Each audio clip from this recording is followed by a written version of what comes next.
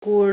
vjen puna deri te gjykata që duhet me inicu procedurë gjyqësore, ka një kost financiare. Ka pasur raste ku për këtë shumë e kanë lënë në gjysmë rrugën e tyre drejt drejtësisë. Çdo procedurë, sidomos kur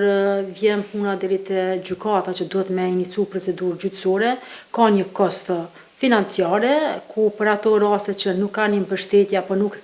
dinë se si të kërkojnë ndihmë të organizatat qeveritare që ofrojnë këtë mbështetje pa pagesë, ato duhet domethënë të kërkojnë ndihmë juridike, qoftë përmes Agjencisë për Ndihmë Juridike Falas që ja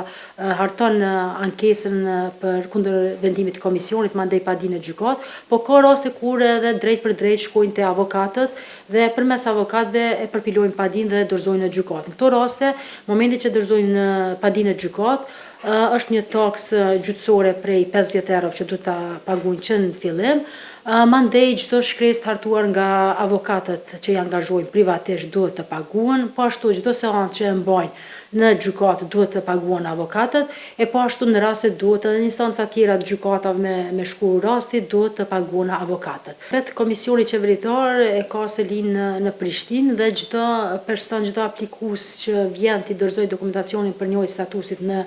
komision përmes sekretarisë drejt për drejt, sigurisht që ka një kost të rrugës për me ardhur, e po ashtu gjykata themelore në Prishtinë në kuadër të së cilës trajtohen këto raste pra në departamentin për çështje administrative,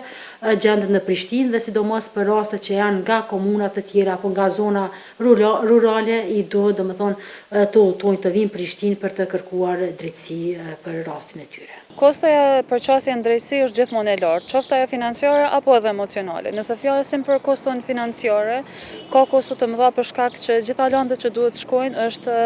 minimumi për shembull që paguhet për një padi kundër refuzimit të statusit kushton 50 euro, apo me taksën e paguesit është 51 euro dhe ka shumë raste kur të mbijetuarat për këtë shumë parash e kanë lënë këtë proces dhe nuk e kanë ndjekur rrugën ligjore. Nëse flasim edhe për kosto tjera që është transporti, është rruga deri këtu dhe ka shumë gjëra tjera dhe rrethana tjera që ndikojnë, atëherë kjo kosto rritet, nuk është vetëm një shumë 50 euro. Ndoshta për dikë mund të duket shumë e vogël, mirë po me statusin ekonomik që kanë një shumicë të mbijetuarave, besoni që është një shumë e cila ju ndikon goxha në jetën e tyre dhe ka pasur raste ku për këtë shumë e kanë lënë në gjysmë rrugën e tyre drejt drejtësisë dhe nuk kanë aplikuar apo nuk kanë kërkuar më tej drejtësinë për refuzimin e statusit të tyre.